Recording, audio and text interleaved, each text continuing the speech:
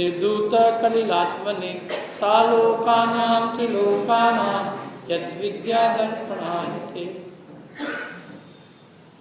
पंच परमेष्ठी को नमस्कार करने वाला जो नमोकार मंत्र है, उस नमोकार मंत्र से हमने अपनी चर्चा प्रारंभ की थी। नमोकार मंत्र का क्या अर्थ है, नमोकार मंत्र की महिमा बतलाने वाला कौन सा दोहा है, और हम नमोकार मंत्र में जिनको नमस्कार कर रहे हैं उनको किसके कारण नमस्कार कर रहे हैं, किन गुणों के कारण नमस्कार कर रहे हैं। तो अपन ने एक गुण की चर्चा करी थी। कौन से गुण की? वीतरागता। वीतरागता मतलब क्या होता है? वीतरागता किसे कहते हैं? हाथ खड़ा करना, बोलना नहीं, कोई भी मुंह से कोई नहीं बोलना, हाथ चलाओ भली, मतलब आगे आसपास वालों पे नहीं, ऊपर है। तो बताओ वीतरागता किसे कहते हैं? बताओ बेटा। बहुत बढ़िया। जिनके मोह राग द्वेष का अभाव हो गया है उन्हें वीतरागी कहते हैं। तो एक चीज और बताई थी अपन ने, वीतरागी के कितने दोष नहीं होते हैं? 18 दोष नहीं होते। 18 दोषों के नाम याद है किसी को? थोड़ा बहुत लिखे होंगे ना कॉपी में, याद है? 18 पूरे 18 किसको याद है? 18 याद है पूरे? और कौन है 18 याद करने वाला? जैसे मैंने लिखाए नहीं थे, चलो बता दो आप। 18 आपने लिखे क्या? 18 बताओ।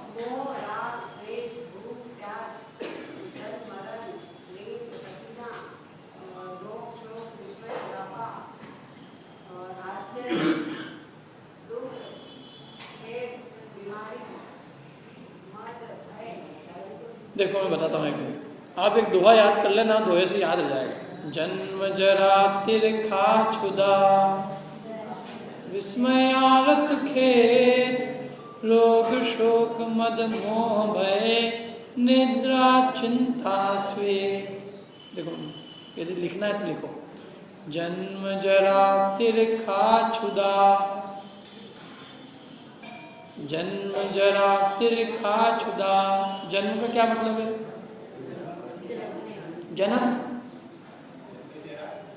जरा बुढ़ापा, मृत्यु नहीं है, बुढ़ापा। तिरखा माने, तिरखा माने क्या? प्यास लगना, छुदा भूख लगना। तो जन्म जरा तिरखा छुदा, ये 4 दोष है। जन्म होना दोष है। भगवान की जन्म जयंती क्यों मनाते हैं फिर? क्योंकि वो अंतिम था। ये आपका भी अंतिम हो तो मना लेना, लास्ट हो तो। यदि लास्ट नहीं हो तो मनाया नहीं जा सकता, क्योंकि तो बहुत होने वाला है। कौन कौन से मनाए? ये मनाए, पिछले वाला मनाया, अगला वाला मनाया, कौन सा मनाए? इसलिए वो नहीं, वही मनाया जाता है जो लास्ट होता है। जो चीज़ लास्ट होती है उसकी कीमत होती है। जिसके बाद में बहुत जन्म होने वाले हैं, तो बहुत होंगे, इनकी चिंता क्या कर रहा हूँ? ये एक की चिंता है। अभी फिर कोई दिन जन्म ले लेंगे, फिर कोई दिन जन्म ले लेंगे। ये तो सब दिन जन्म लेने वाले हैं, इसलिए इनके जन्म को नहीं मनाया जा सकता। जिनका अंतिम जन्म होता है, जिसके बाद पुनः जन्म नहीं होता, वो जन्म दिवस पूरी दुनिया मनाती है। आप भी मनाओ तो ऐसा होना चाहिए। आपका लास्ट हो तो मना लो। आपके तो बहुत सारे बच्चे हैं, जितने ही बच्चे हैं अभी पता नहीं। और दूसरी बात कि जन्म हम नहीं मनाते, हम मनाते हैं ना अपन लोग। तो जन्म दिवस करने के लिए क्या करते हैं? लोगों को कार्ड बांट के आते हैं अपने जन्म दिवस के। अपने बच्चों के बच्चियों के जन्म दिवस मनवाने के लिए अपन क्या करेंगे? सबको बुलाते हैं, कार्ड देते हैं, लोगों को खिलाना पड़ता है। बिना खिलाए कोई आएगा ही नहीं अपने घर पे। अपन किसी को बुलाते हैं, पंडित जी आप घर आना, पंडित जी देखते नहीं, नाश्ता करने के लिए आना। तो लोग जो है बिना खिलाए पिलाए किसी को अपने घर पे नहीं बुलाते हैं। ऐसे ही है ना, मतलब उसको पहले खिलाना पड़ेगा, पिलाना पड़ेगा। मैं यूँ नहीं कह रहा हूँ कि मेरे को उसके बिना नहीं, मतलब मैं तो एक बात बता रहा हूँ, उदाहरण दे रहा हूँ। तो ऐसे ही भगवान, ऐसे ही जो है हम बच्चों का भी जन्म दिवस मनाते हैं। न केवल जन्म दिवस, किसी की शादी करनी हो तो खिलाना पड़ेगा।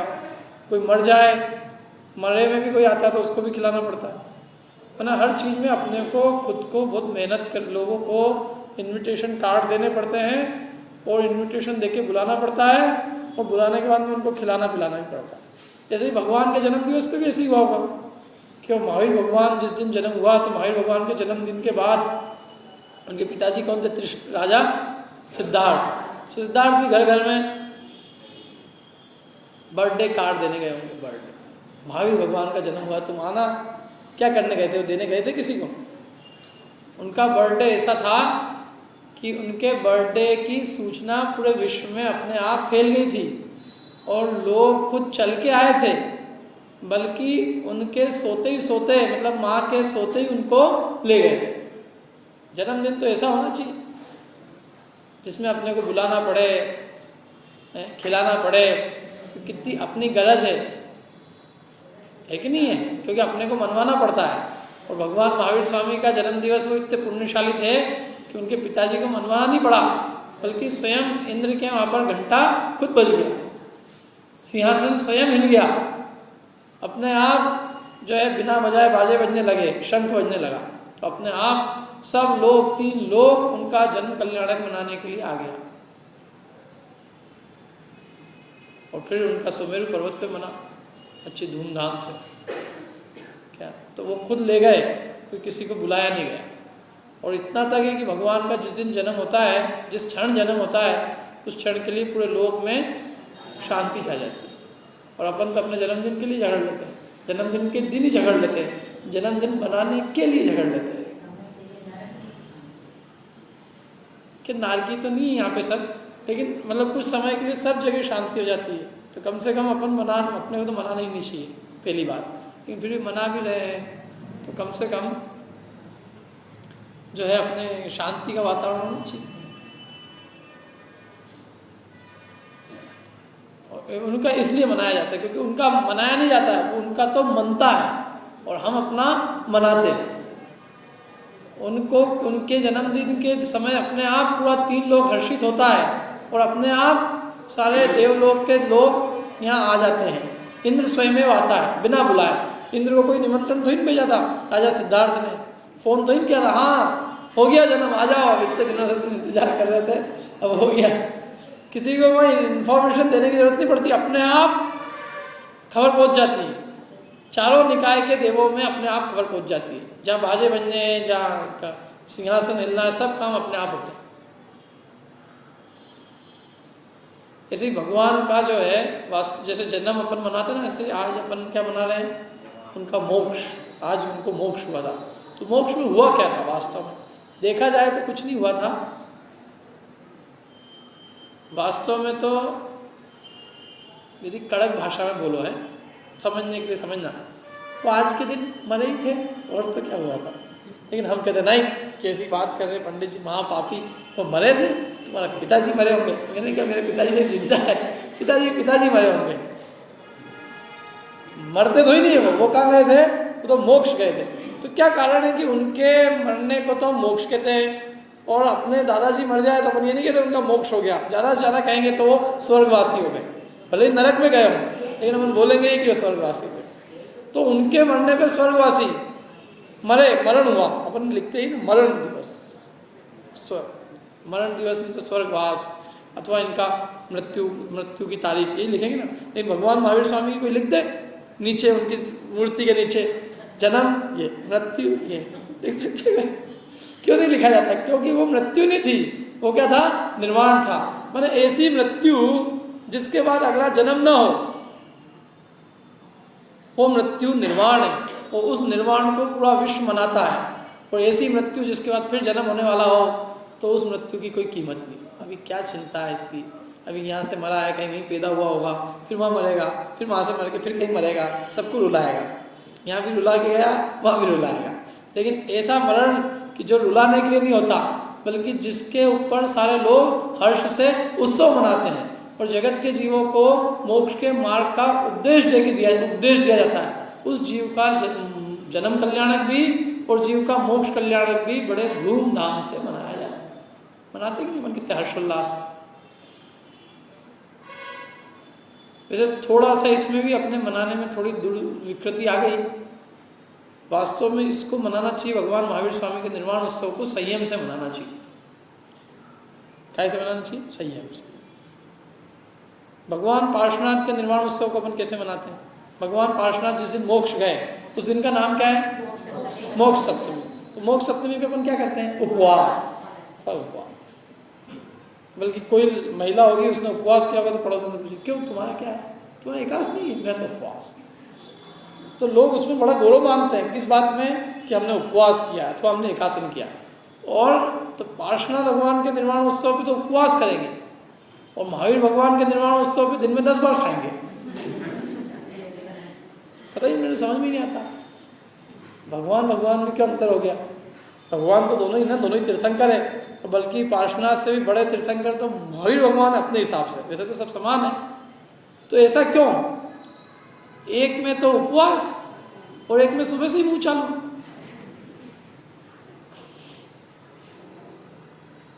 क्या कारण है, कोई कारण बताओ। मैंने एक में बाजार की भी मिठाई खा ले, रात को भी खा ले, अनछने पानी की चीज खा ले, और एक में तो मुंह भी झूठा नहीं करे।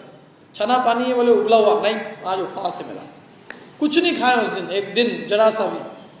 मैंने एक बूंद की पानी की एक बूंद भी मुंह में ले ले तो सारे लोग के अरे इनका उपवास था, पानी पी लिया पानी। और आज के दिन तो कुछ क्या है, किसी घर भी जाओ 8-10 मिठाइयाँ रखेगा वो, क्या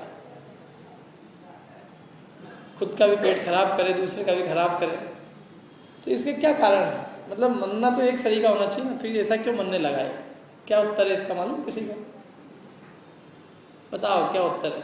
उत्तर है ही नहीं कोई इसका, सचमुच कोई उत्तर है ही नहीं, क्योंकि हमने करने लगे। वास्तव में तो ये पर्व भी संयम के साथ ही मनाया जाना चाहिए था। फिर ऐसा क्यों होने लगा?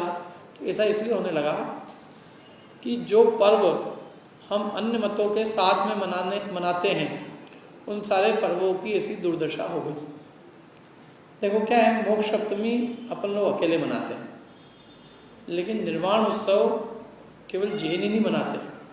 मैंने महावीर भगवान का जो निर्वाण उत्सव का जो पर्व है, ये पर्व, इस पर्व के साथ में ऐसा कुछ संबंध है कि इस पर्व को सारे ही मतलब इस दिन को सारे ही लोग किसी न किसी पर्व के रूप में मनाते हैं।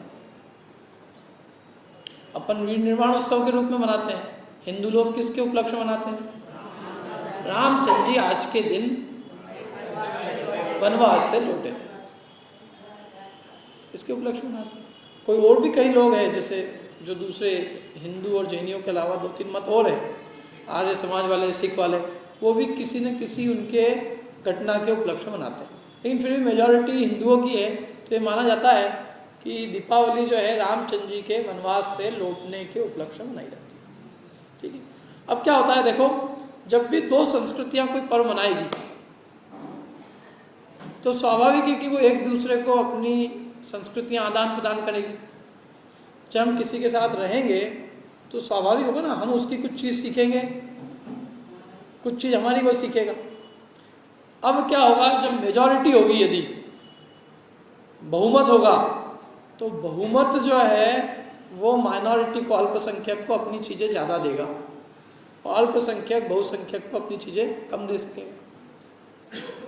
तो मेजॉरिटी तो अन्य लोगों की, तो अब वो जो मनाते हैं तो उनके जैसा हम भी मनाने लग गए, और उनका मनाना तो बिल्कुल वाजिब है। वो जिस तरह से मनाते हैं उनका उस तरह से मनाना वाजिब है। क्यों? क्योंकि उनके भगवान, जिनको भगवान मानते हैं, उनके भगवान आज के दिन क्या हुए थे? 14 साल बाद आए थे। और राजा आया नगरी के अंदर, और यदि नगरी के अंदर राजा आया होगा और नगरी से निकला होगा, जिन जिन रस्तों से निकला होगा, तो उस रस्तों के जितने ही मकान हैं वो लोगों ने अच्छे साफ सुफ किए होंगे, लीपे होंगे, पोते होंगे, क्या, और कभी कदाचित ये होगा कि भैया राजा अपने घर में भी आ सकता है, तो उसके लिए मिठाई भी बनी होगी, और महिलाओं ने, पुरुषों ने, सबने अच्छे अच्छे वस्त्राभूषण खरीदे होंगे और पहने भी होंगे और दिखाए भी होंगे राजा आए थे, देख तो लो कम से। मैंने वो सब काम उस दिन हुआ होगा, ऐसा मेरा मानना है। लेकिन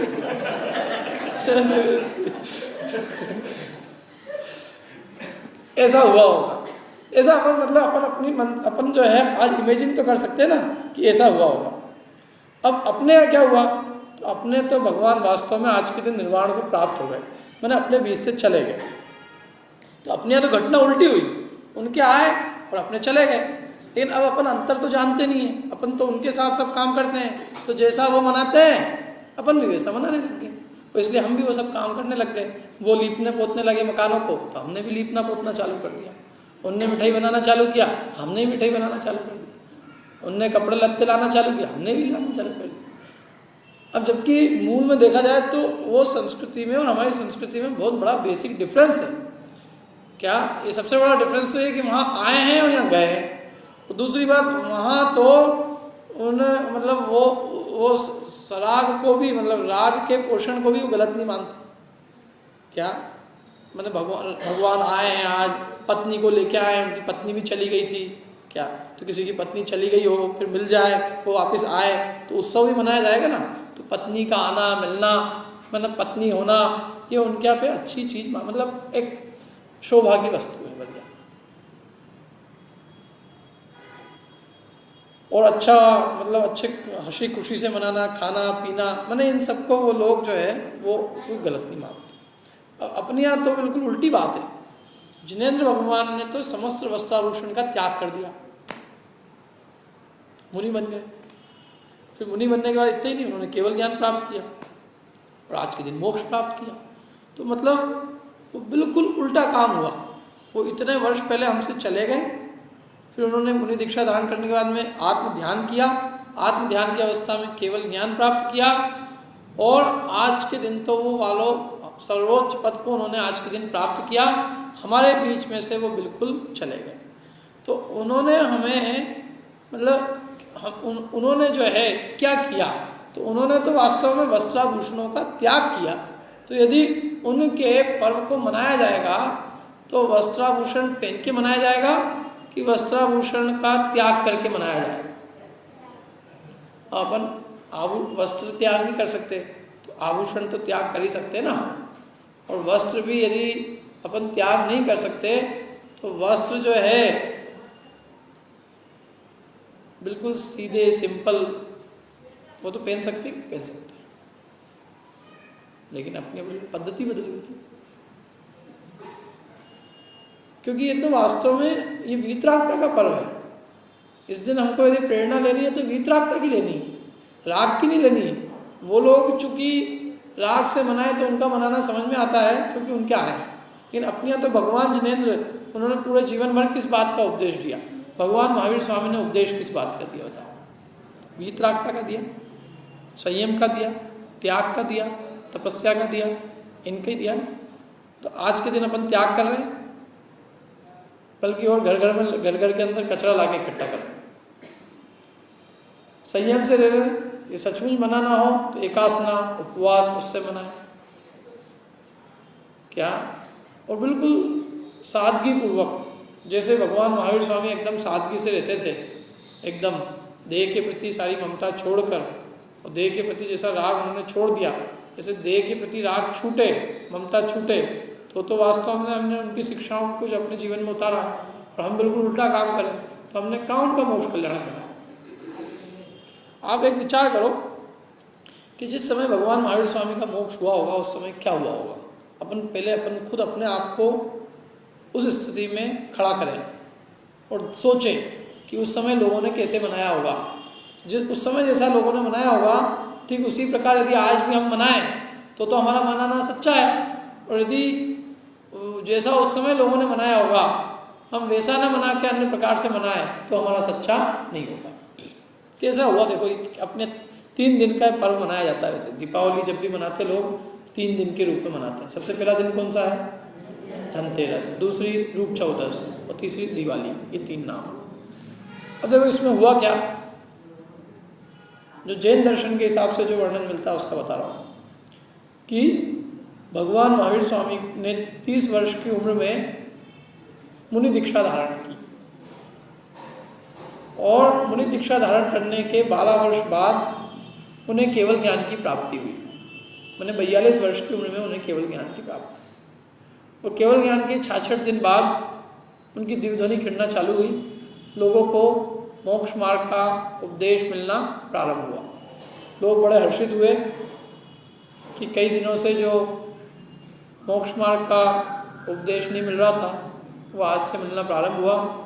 भगवान महावीर स्वामी की देशना चालू हुई, और इस प्रकार से लोगों ने 30 वर्ष तक उनकी दिव्य ध्वनि सुनी। कितने वर्ष तक? 30 वर्ष। बड़े आनंद से ही सुनी होगी। तीर्थंकर का जीव उत्पन्न हुआ और साक्षात अपने को मोक्ष मार्ग बता रहे हैं। साक्षात तीर्थंकर ही जहाँ विद्यमान हो और हमें मोक्ष का मार्ग बताए, इससे बड़ा आनंद का अवसर और क्या होगा। आज तो एक अपन पंडित की सुन लेते हैं, उस समय साक्षात भगवान होंगे तो कितना आनंद आता होगा अपना। जो लोग भी होंगे समोषण में रोज जाना, भगवान के दर्शन पूजन करना और भगवान की दिव्य ध्वनि सुनना, ऐसा उनका रोज का रूटीन था। एक दिन वो गए भगवान की दिव्य ध्वनि सुनने, तो उन्होंने देखा कि आज तो भगवान बिल्कुल मौन ही है। रोज तो इस समय उनका प्रवचन होता था, उन्हें उपदेश खिरता था, दिव्य ध्वनि खिरती थी, लेकिन आज बिल्कुल दिव्य ध्वनि खिर ही नहीं रही है। टाइम भी हो गया लेकिन दिव्य ध्वनि नहीं खिर रही। पता किया क्या हुआ कि अब भगवान की दिव्य ध्वनि खिरना बंद हो गई। अब इनका विहार भी बंद हो गया। अब इनके योगों का, मनोवचन काय की क्रियाओं का निरोध, माने समस्त मनोवचन काय की क्रियाओं का रुकना इनका चालू हो गया। मतलब अब इनके वचन की क्रिया नहीं होगी, काया से अब ये हिलन चलन नहीं करेंगे, एक जगह ये क्या हो गए, स्थिर हो गए। तो उस समय लोगों ने क्या किया होगा? लोगों ने कहा कि अरे कल का दिन बहुत अच्छा था, कम से कम आखिरी देशना तो अपने को मिली। धन्य थे वो लोग जिन्होंने अंतिम देशना का लाभ उठाया। जैसे कोई आदमी, अरे कल तुम आए थे, वाह तुम्हारा जीवन धन्य हो गया, कम से कम पहले ही दिन सही, लेकिन तुमने भगवान की अंतिम देशना सुनी तो सही, क्योंकि अब देशना नहीं खिलेगी, बंद। अब भगवान का योग निरोध होना चालू हो गया। और अभी नहीं, अब कम से कम 84,000 साल तक भगवान की देशना नहीं खिलेगी। अब कोई तीर्थंकर नहीं होगा। अब तीर्थंकर रूपी सूर्य का अस्त होगा।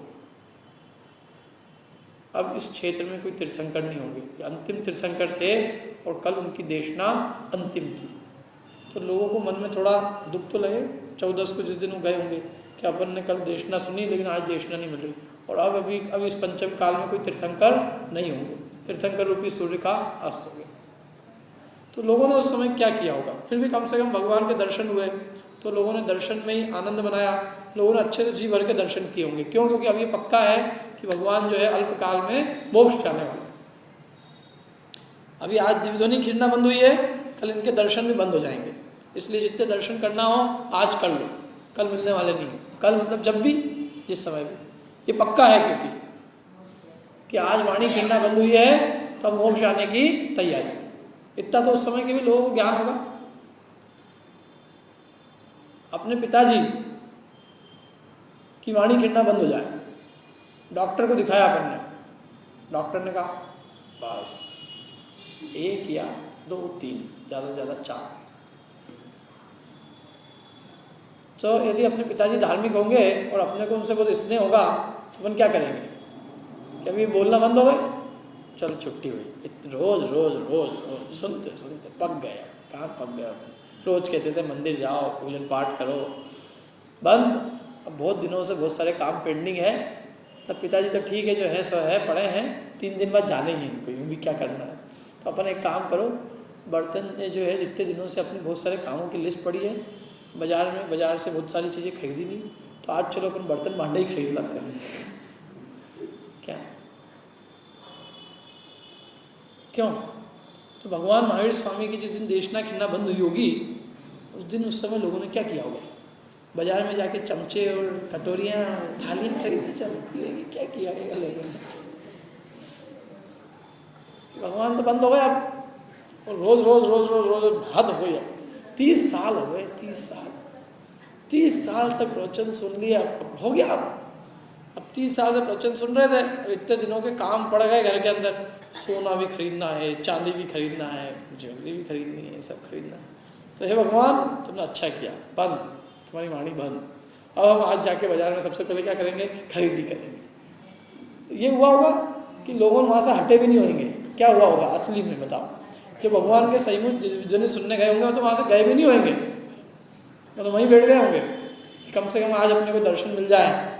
और दुख हुआ होगा कि आनंद हुआ होगा? यदि आप प्रवचन सुनने आओगे और ये खबर मिल जाए कि आज पंडित जी नहीं आने वाले, बल्कि ये भी खबर मिल जाए उनका एक्सीडेंट हो गया, तो आप क्या करोगे? फटाके फोड़ोगे? पंडित जी को पता चल जाएगा तो हार्ट अटैक हो जाएगा बेचारे कि लोग पटाखे फोड़ रहे हैं तुम नहीं पहुंचे तो है। मतलब कोई आदमी जाने वाला हो या समझ लो किसी की बात नहीं हो, समझ लो मेरा बोलना बंद हो जाए और यहीं के यहीं लोग मिठाई बांटने लग जाए, क्या होगा? ये अच्छा लगेगा कि सामने वाले व्यक्ति को? इसमें अच्छा लगने की क्या बात, मतलब वो तो दुख की बात है कि भैया इनकी वाणी कम से कम मिल रही थी, प्रवचन हो रहा था, प्रवचन बंद हो गया। माइक यदि बंद हो जाए कल से मेरा और लोगों ने यहीं के यहीं बधाई हो बधाई हो बधाई हो, काय की बधाई, बंद हो गई बंद हो गई। ये बधाई की इसमें वो जो चीज वो जो वही जो चीज माने वो तो दुख की बात है, उनकी डिवीजन ही अपने को मिलना बंद हो गई, ये दुख की बात है, ये कोई आनंद की बात नहीं। आनंद तो अभी उसके बाद होगा, पहला तो अपने को दुख का प्रसन्न है, बिल्कुल गंभीर। दुख नहीं भी होगा तो कम से कम गंभीरता आ जाएगी। किस बात की गंभीरता? भैया अब जाने वाले हैं भगवान महावीर स्वामी, दर्शन कर लो, क्योंकि अपने जो लाभ मिलना था मिल गया, अब अपने को इसके बाद लाभ नहीं मिलने वाला। और है पंचम काल के अंदर जितने जीव सुन लो, अब इसके बाद में कोई तीर्थंकर नहीं होने वाले हैं, तो जिन जिन को तीर्थंकर भगवान के दर्शन करना हो सब आके करना। तो लोग दर्शन करने आए होंगे। मैं पक्का मानता हूँ कि 14 के दिन भयंकर भीड़ लगी होगी पावापुर जी, या जिन जिन लोगों को पता चला होगा वो आए होंगे। कोई भी मेरे हिसाब से मेरे को नहीं लगता कि कोई आदमी उस दिन बाजार के अंदर खरीदी करने गया होगा या घर में जाके कपड़े लत्ते नए नए पहन के आया होगा क्या। और कम से कम ये हुआ होगा कि भैया भगवान महावीर स्वामी ने इतना जो अपने को उपदेश दिया जीवन भर, उस उपदेश का अपन क्या करें, जीवन में पालन करें, इसकी विचार किया होगा। तो वो अपन ने कहा कि वो त्रयोदशी धन्य थी। कौन सी त्रयोदशी? कि जिस दिन भगवान की अंतिम देशना खिली। क्योंकि जब हम 14 को गए देशना नहीं मिली, तो हमने कहा कल थी खिली थी देशना, तो कल का दिन धन्य था। तो वो दिन वो लोग भी धन्य थे कि जिन्होंने भगवान की अंतिम देशना सुनी। आज भी इंदिरा गांधी जहाँ मरी थी ना, मतलब मरी नहीं थी सॉरी, इंदिरा गांधी ने जहाँ अंतिम भाषण दिया था, उस जगह को, उस दिन को लोग आज भी पर्व के रूप में मनाते हैं। कांग्रेस पार्टी मनाती। जिस दिन इंदिरा गांधी की अंतिम देशना खिली थी, उस दिन को लोग पर्व के रूप में मनाते हैं। उस जगह को लोग आज भी उत्सव मनाते हैं। किस बात का? कि यहाँ इंदिरा गांधी की आखिरी देशना खिली थी। देशना में भाषण, तो इंदिरा गांधी का भाषण आखिरी दिन जिस दिन खिला होगा, उस दिन को लोग पर्व के रूप में मनाएंगे। तो हम भी भगवान महावीर स्वामी की जिस दिन अंतिम देशना खिली थी, उस दिन को पर्व के रूप में क्यों नहीं बने? हमने कहा वाह, त्रयोदशी धन्य थी। अब वो त्रयोदशी थी धन्य, धन्य थे वे लोग जिन्होंने अंतिम देशना सुनी, और धन्य थी वो त्रयोदशी जिसको भगवान की अंतिम देशना का सौभाग्य प्राप्त हुआ। तो हमने धन्य में से यह को हटाया और धन्य को धनतेरस कर, और क्या करने लगे? उस दिन धन खरीदने लगा, कोई सोना खरीदने लगा, कोई चांदी खरीदने लगा, कोई कुछ नहीं है तो कटोरी चम्मच ही खरीद ला। ऐसी स्थिति हो गई। मैंने उस धनतेरस की लोगों ने क्या दुर्दशा की अपन देख सकते हैं।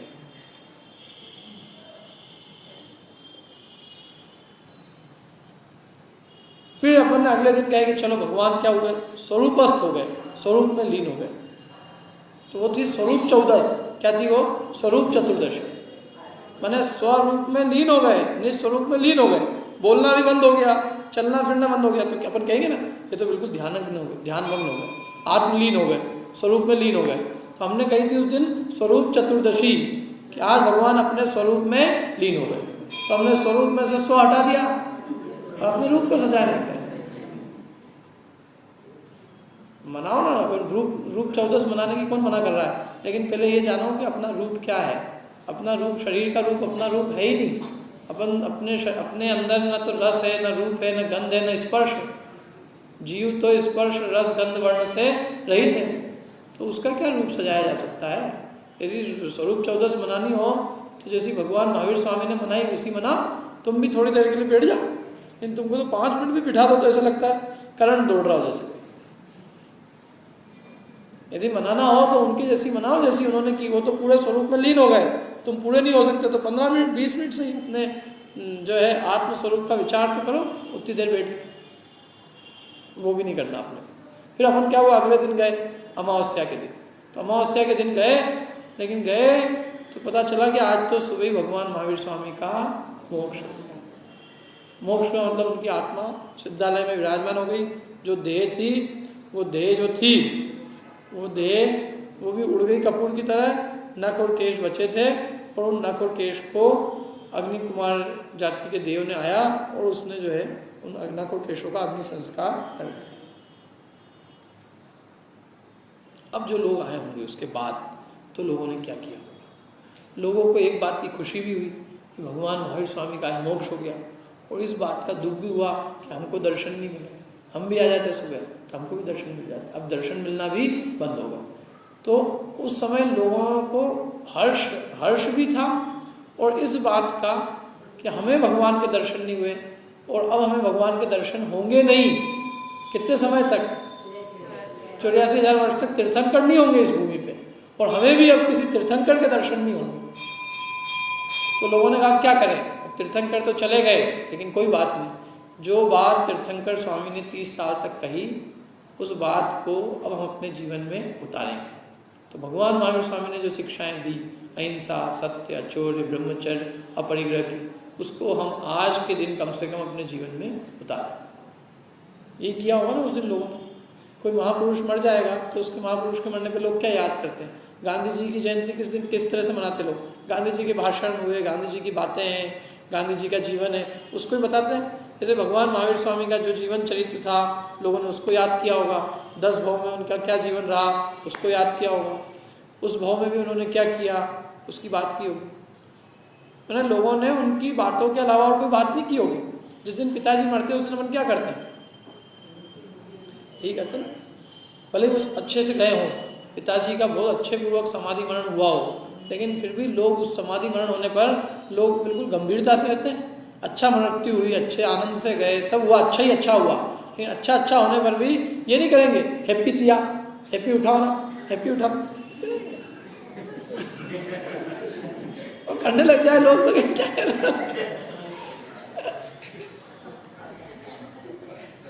क्या मतलब हैप्पी किस बात की? हैप्पी इस बात की बहुत अच्छा हुआ, अच्छा तो हुआ, लेकिन इसको हैप्पी मत बोलो, ये हैप्पी नहीं है इसमें। बिल्कुल आराम से बोलो, अच्छे से, हाँ उनका बहुत अच्छा समाधि मरण हुआ, बहुत अच्छी गति गए, तुम अपने अंदर में रखो जो भी है, लेकिन ये हैप्पी नहीं बोल सकते इसको आप।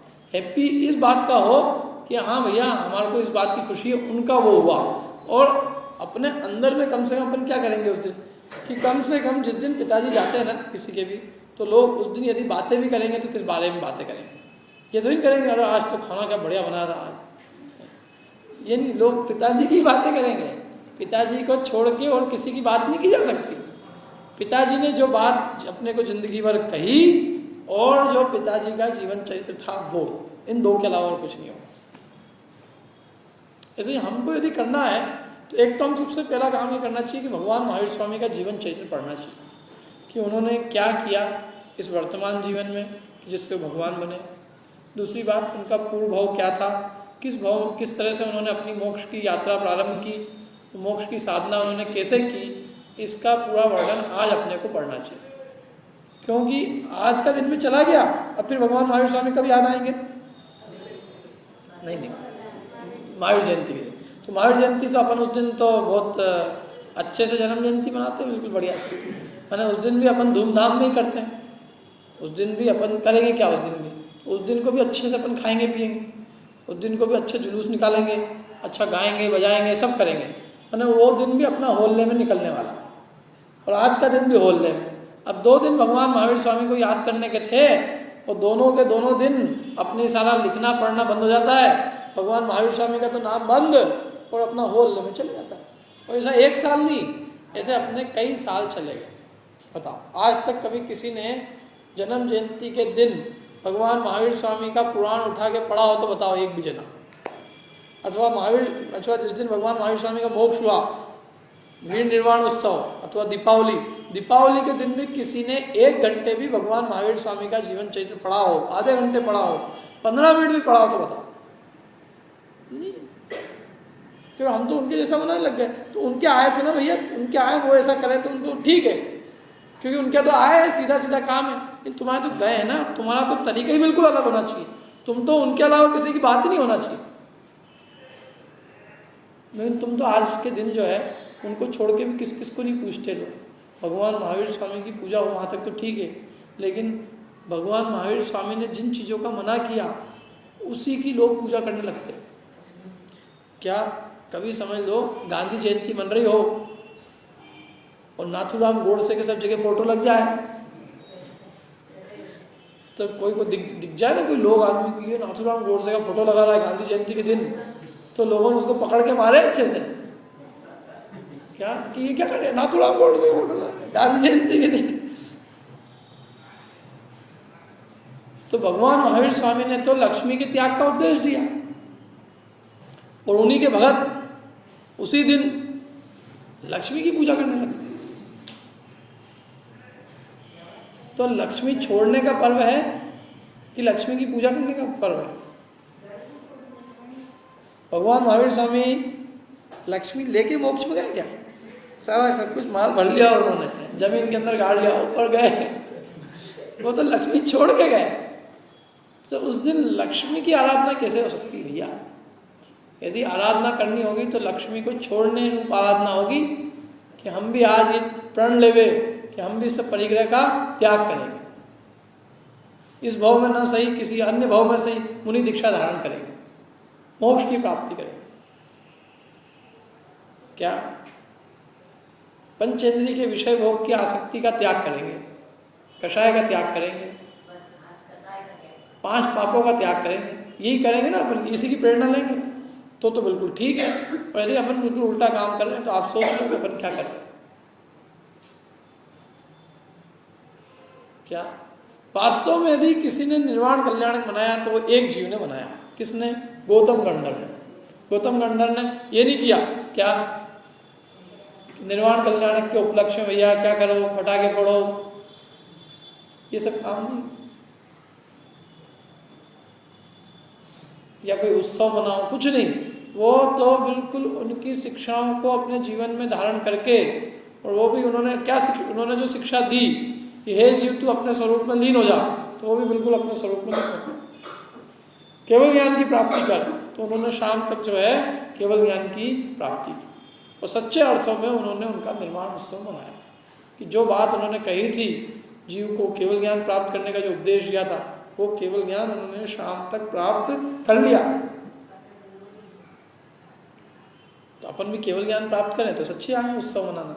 और केवल ज्ञान तो बहुत दूर की बात है, या तो ये सामान्य ज्ञान भी प्राप्त करने के लिए कोई लालच नहीं रहता है। अभी उसमें कितनी भीड़ थी, अभी सब भीड़ गया, क्योंकि अपने को क्या मतलब, होंगे कोई भगवान, अपने भी कोई भगवान होंगे जैसे उनके अपने भी भगवान होंगे, चले गए होंगे आज के दिन। हम विचार ही नहीं करते कि वो क्या करके गए हैं और किस रूप में हम मना रहे हैं, हम क्यों मनाते हैं, हमारे मनाने का तरीका कैसा होना चाहिए। तो विचार का काम है। फिर विचार तो तब होवे जब हो अल्लाह कम होवे, थोड़ा शांति होवे, आदमी थोड़ा दिमाग का उपयोग करे तो विचार करे। इन विचार तो अपन होल्ले के अंदर विचार कैसे होगा, जबकि आज के सबसे ज़्यादा होल्ला होता। और वास्तव में तो वो वीर निर्वाण उत्सव है, वो दिवाली वाली भी कुछ नहीं। लोग कहते हैं हैप्पी दिवाली, हैप्पी दिवाली। ये होना चाहिए कि भगवान महावीर का निर्वाण उत्सव हुआ, बहुत अच्छा कार्य हुआ। शाम को गौतम गंधर्व को केवल ज्ञान की प्राप्ति हुई और अच्छा हुआ। मैं तो ये मानता हूँ कि जो काम भगवान महावीर स्वामी ने बहुत समय पहले किया था, वो काम आज गौतम गंधर्व ने किया ना। मूल काम तो गौतम गंधर्व ने किया। भगवान महावीर स्वामी ने क्या पुरुषार्थ किया मोक्ष जाने के लिए? कुछ नहीं। मोक्ष की प्राप्ति सहज हुई, मोक्ष की प्राप्ति के लिए कोई पुरुषार्थ नहीं किया था। और केवल ज्ञान की प्राप्ति के लिए पुरुषार्थ होता है। केवल ज्ञान की प्राप्ति के लिए छपक श्रेणी पर आरोहण होगा, मैंने वो जीव आत्मा स्वरूप का ध्यान करेगा, आत्मा में पूरी तरह से लीन होगा, तो उसको केवल ज्ञान की प्राप्ति होगी। केवल ज्ञान की प्राप्ति का पुरुषार्थ बड़ा है और मोक्ष का पुरुषार्थ सहज है। मोक्ष जाने के लिए क्या पुरुषार्थ करना है? कुछ नहीं है।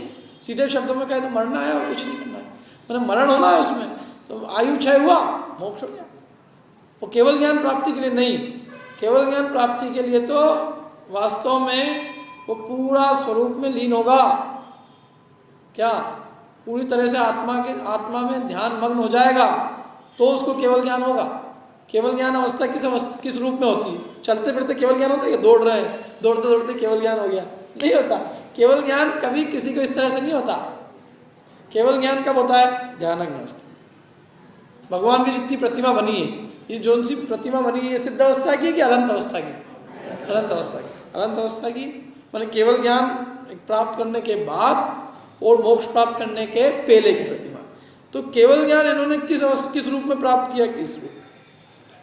जब वो आत्मा का ध्यान कर रहे थे, किसी ध्यान मुद्रा में थे, तब उन्हें केवल ज्ञान हुआ। क्या कोई भी मुद्रा आपने ऐसी नहीं देखी होगी भगवान की कि वो दौड़ रहे हों क्या, या ऐसे ही खड़े हों, या जैसे गांधी जी देख रहे हों, ऐसे नहीं। बिल्कुल उनकी मुद्रा कैसी होती है? ध्यान मुद्रा में केवल ज्ञान की प्राप्ति होती। तो वास्तव में उन्होंने ध्यान किया, किसका? आत्मा का ध्यान किया। किन्होंने? गौतम गणधर ने। तो ऐसा ध्यान करें तो सचमुच सही काम है। और ध्यान नहीं करें अपन अपनी आत्मा का और बाकी सब चीज़ों का ध्यान करें, तो हम वास्तव में उनका उपदेश कहाँ स्वीकार करें, हम उनकी शिक्षाओं को कहाँ जीवन में उतारें? ऐसे ध्यानक अवस्था हो, इस ध्यान की अवस्था में हो तो केवल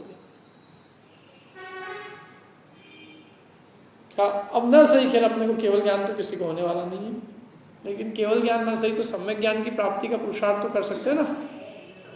आज के दिन सम्यक ज्ञान में नहीं, कम से कम जिनवाणी का अभ्यास कर सकते कि नहीं कर सकते? कुछ पढ़ सकते कि नहीं पढ़ सकते? क्या 1 घंटे, आधे घंटे? और दूसरी चीज ना सही, कम से कम आज अपने को भगवान महावीर स्वामी याद है, तो भगवान महावीर स्वामी का जीवन चरित्र 24 तीर्थंकर पुराण है, 24 तीर्थंकर पुराण को खोलो और कम से कम आधा घंटा, पौन घंटे भगवान महावीर स्वामी का जीवन चरित्र पढ़ो, अथवा उनकी जो भी शिक्षाएं हैं, उनकी जो वाणी है, जिसको हम क्या कहते हैं जिनवाणी, उस जिनवाणी को आधा घंटे पढ़े। हर आदमी का नियम होना चाहिए कि कम से कम हम महावीर निर्वाण उत्सव के दिन हम कम से कम क्या करेंगे? आधे घंटे शास्त्र अवश्य पढ़ेंगे। जो काम गौतम गणधर ने किया केवल ज्ञान की प्राप्ति का, कोई काम उसका कुछ अंश, कुछ ज्ञान की प्राप्ति हम करेंगे तो वो सच्चा है, नहीं तो अब समझ लो क्या है। और इसीलिए एक्चुअल में 2 पर्व है इसमें, कि इसमें क्या है, वीर निर्वाण उत्सव की मुख्यता हो गई और गौतम गणधर के केवल ज्ञान की गौणता हो गई। जबकि गौतम गणधर का केवल ज्ञान भी बहुत बड़ी घटना है, क्योंकि वास्तव में आत्म ध्यान का पुरुषार्थ किया उन्होंने आत्मा का ध्यान किया। महावीर भगवान ने तो वो पहले ही कर लिया था वो काम, केवल ज्ञान की प्राप्ति तो उनको पहले ही हो गई थी। आज के दिन तो केवल ये हुआ कि उनकी आयु क्षय हुई, और आयु क्षय होने के बाद में नया जन्म नहीं हुआ, नए शरीर को धारण नहीं किया और वो सिद्ध अवस्था में जाके विराज, नया शरीर नहीं मिला उनको, मैंने जन्म मरण का हमेशा के लिए अभाव हो। तो उनको मोक्ष हुआ और इनको केवल ज्ञान हुआ। तो केवल ज्ञान जिसको होता है उसको मोक्ष गारंटी से होता है, और जब तक केवल ज्ञान नहीं होता तब तक मोक्ष की कोई गारंटी नहीं। तो वो केवल ज्ञान का काम किया उसने। फिर अपनी जो बात ये थी, अपन तो उसमें नमोकार के अंदर चर्चा कर रहे थे, तो भगवान का मूल गुण क्या है? वीतरागता। जैन धर्म क्या है? वीतरागता। धर्म वीतरागता, भगवान वीतरागी, गुरु वीतरागता के मार्ग पर चलने वाले, ये जैन दर्शन की पहचान है। जैन दर्शन में राग का पोषण कहीं भी नहीं है। जैन दर्शन के जो पर्व भी होते हैं वो सब वीतरागता पूर्वक मनाए जाते हैं, मनाए जाने चाहिए। 10 लक्षण के दिनों में हम उपवास करते हैं और वीर निर्वाण उत्सव में हम खाते पीते रहते हैं। 10 लक्षण में कितनी सादगी से रहते हैं, और इन दिनों कुछ 10 लक्षण में 8 पूजा, और आज के दिन एक पूजा में भी जोड़ा था लोगों को, हो ही नहीं। मैं कहा हो रही है, आराम शांति से रुको, कोई ऐसे जल्दी क्या ट्रेन तो भगानी नहीं। क्या एक पूजा की दिक्कत होती है, वो भी भगवान महावीर स्वामी की। अपने तो बाहर निकलने की मिठाई खानी है फटाफट, या किसी को बधाई देनी है, काय की बात की बधाई देनी है, हैप्पी महावीर जयंती का निर्वाण उत्सव चलेगा।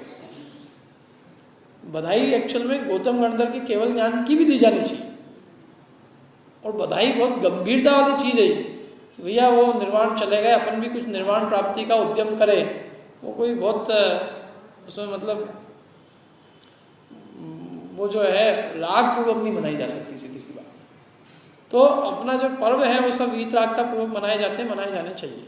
अपनी बात थी कि सब भगवान की जो पूज्यता है वो सबसे पहली विशेषता कौन सी उनकी अंदर? वीतरागता। दूसरी उनकी विशेषता है सर्वज्ञता। कौन सी विशेषता है? सर्वज्ञता। 18 दोष के नाम लिख लिए पहले वीतरागी के अंदर लिखे। जन्म नहीं है उनके, जन्म जरा तिरखा चुका, जन्म नहीं होता, बुढ़ापा नहीं आता, भूख नहीं लगती, प्यास नहीं होती, जन्म जरा तिरखा चुदा। और क्या क्या नहीं होते? विस्मय, आलत, खेद। विस्मय का क्या अर्थ है? आश्चर्य। भगवान को आश्चर्य नहीं होता। विस्मय आश्चर्य, विस्मय का अर्थ है आश्चर्य। आलत माने दुख, भगवान को दुख नहीं होता। दुख किस बात का? शरीर ही नहीं तो दुख किस बात का? दुख का सब कारण क्या है? शरीर। बताओ, अपने को जितने भी दुख है वो सब किसके निमित्त से? शरीर के निमित्त से।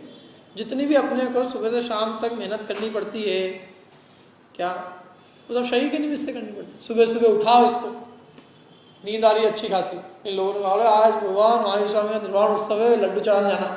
अच्छा हाँ, उठाना पड़ता है आदमी को सुबह सुबह। फिर उठाए, अब उठो, थोड़ा काम करो।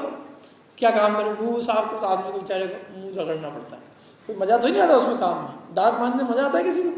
सबसे बोरिंग काम है ये। इन क्या करो?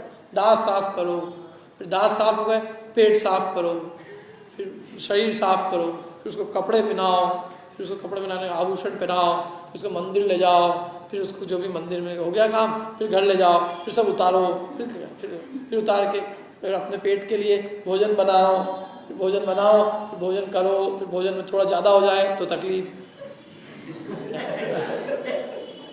फिर शाम तक कम खाया, शाम तक बच गया, फिर शाम को फिर बनाओ, फिर खाओ, फिर रात तक फिर सो जाओ।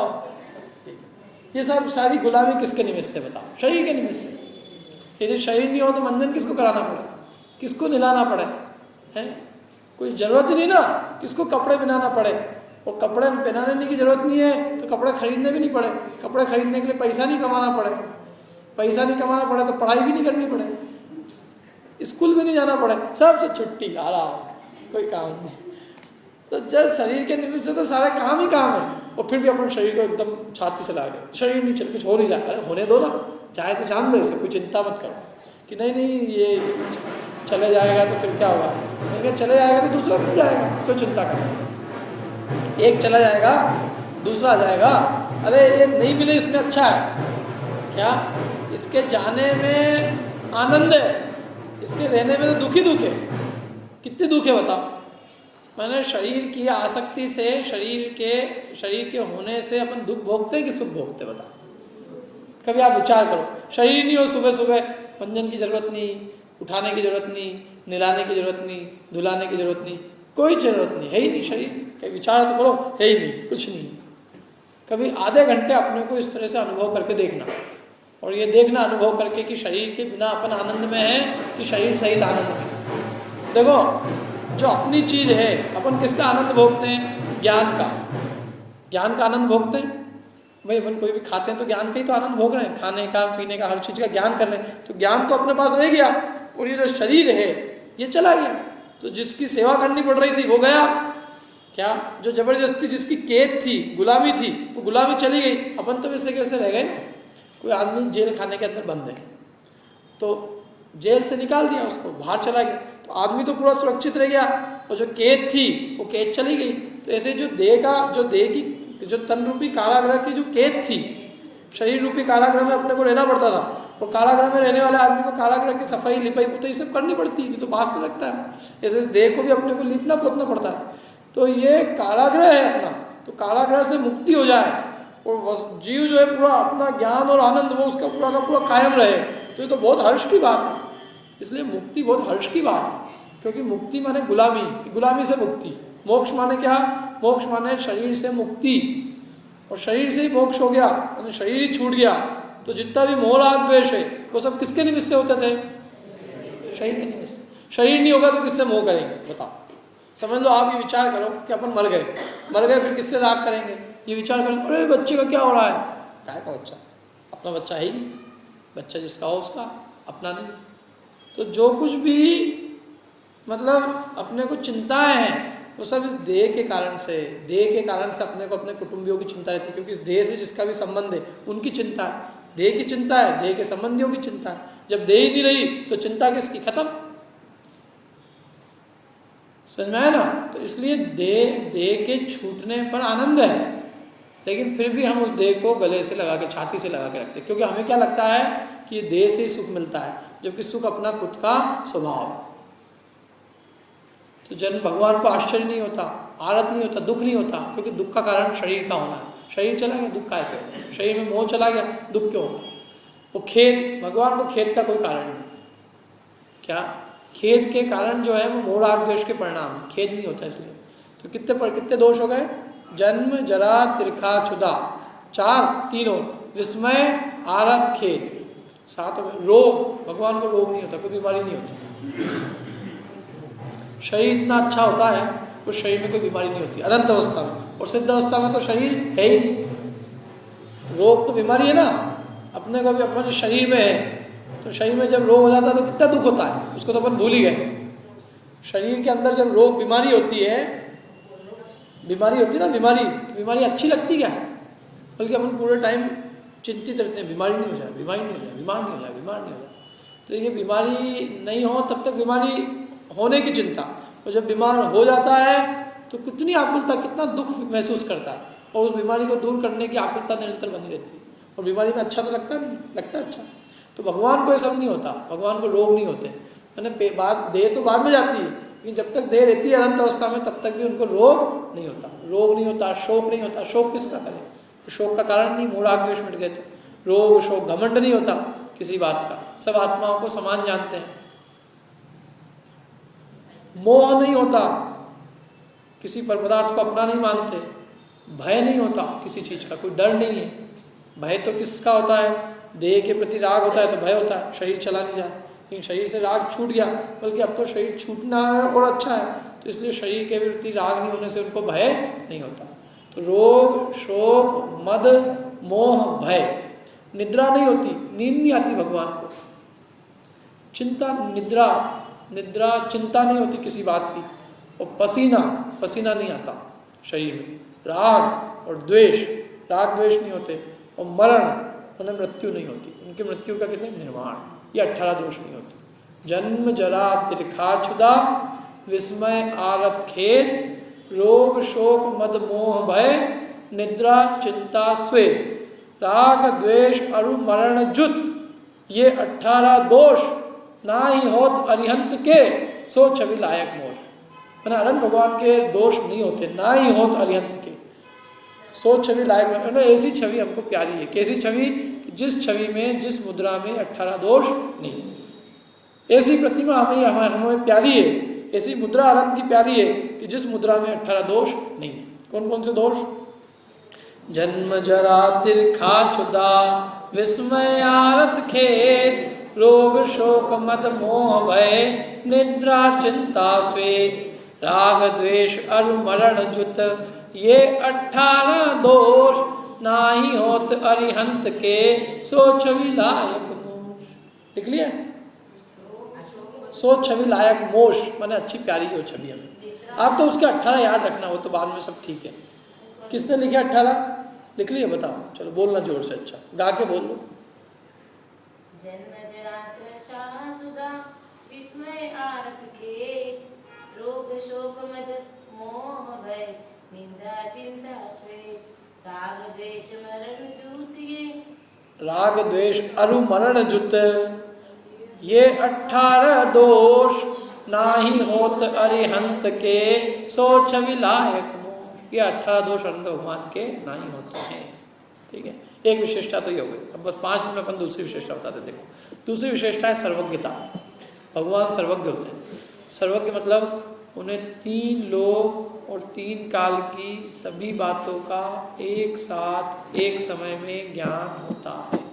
भगवान 3 लोक 3 काल की सभी बातों को एक साथ एक समय में जानते हैं, एक साथ जानते हैं। ऐसा नहीं अभी 100 साल के आगे की जान रहे हैं, फिर अगले साल उसके 1 साल आगे की जानेंगे, ऐसा नहीं है। भगवान अनंत काल भविष्य की, अनंत काल भूत की, तीनों काल की सारी बातों को एक साथ एक समय में जानते हैं। इसका नाम क्या है, सर्वज्ञता। भगवान सर्वज्ञ होते हैं। सर्वज्ञ माने सर्व माने सबका, ज्ञ माने ज्ञान। भगवान को सबका ज्ञान होता है। ये विशेषता है। दुनिया में ज्ञान की पूजा होती है और अज्ञान की निंदा होती है। भगवान पूर्ण ज्ञानी, इसलिए उनकी पूजा क्यों नहीं होगी।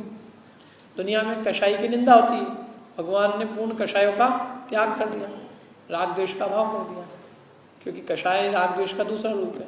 तो भगवान की कषाय चली गई, राग द्वेष चला गया, इसलिए भगवान पूज्य है। क्योंकि लोक में भी जिसके कषाय नहीं होती वो पूज्य होता है। तो इसलिए हम भगवान को पूछते हैं, क्योंकि उनमें 2 बातें हैं। कौन सी, कषाय नहीं है और ज्ञान पूरा है। दुनिया में लोगों के पास कषाय तो खूब है और ज्ञान कुछ नहीं, और भगवान में बिल्कुल उल्टा है, कषाय बिल्कुल नहीं है और ज्ञान से भरपूर है। इसलिए वो पूजा के योग्य, स्तुति के।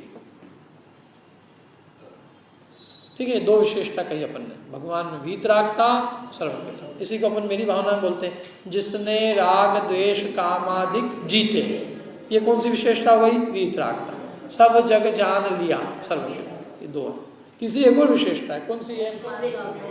सब जीवों को मोक्ष मार्ग का निष्प्रभ, सब जीवों को मोक्ष मार्ग का उपदेश दिया। ये कौन सा हुआ?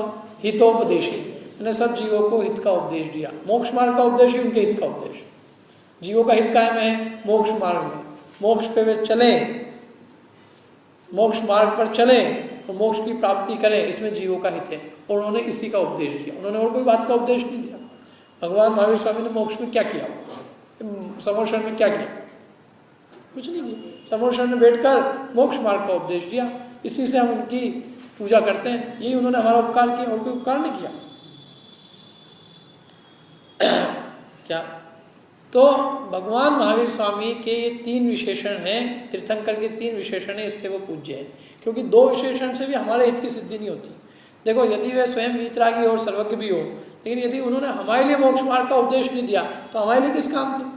वो स्वयं ने भले ही मोक्ष की प्राप्ति की हो, लेकिन हमारा उससे हित होना चाहिए ना। तो हमारा हित भी हुआ। क्या हुआ? उनने खुद ने तो मोक्ष की प्राप्ति की सही, तो साथ में हमें भी उस मोक्ष का मार्ग बताया। इससे हमने तीसरा विशेषण भी रखा कि उन्होंने सब जीवों को मोक्ष मार्ग का निष्प्रभ उपदेश दिया। क्या विशेषता कही? इसको कहा नाम हितोपदेश। तो इसलिए भगवान की 3 विशेषताएं, इसलिए भगवान पूज्य। कौन कौन सी? वीतरागी, सर्वज्ञ। इसी को अपन बोलते हैं वीतराग सर्वज्ञ हितंकर, भविजन की अपूर्व। वीतरागी सर्वज्ञ, मोक्ष मार्ग से नेतारम भेत्तारम करुणताम ज्ञातारम विशुतत्वानाम वंदे तत्गुण लब्धे। इसमें भी 3 विशेषण आ गए। मोक्ष मार्ग के नेता है, भगवान भी नेता है, बहुत बड़े नेता है। क्योंकि नेता का क्या काम है? उपदेश देना, मार्ग बताना। आजकल नेता शब्द ऐसे बहुत बदनाम हो गया, लेकिन भगवान के लिए भी नेता ही कहा है कि भगवान काय के नेता थे? मोक्ष मार्ग के नेता थे। तो ये कौन सा विशेषण हो गया? हितोपदेश। और ज्ञातारम विश्व तत्वानाम, विश्व के समस्त तत्वों के ज्ञाता है।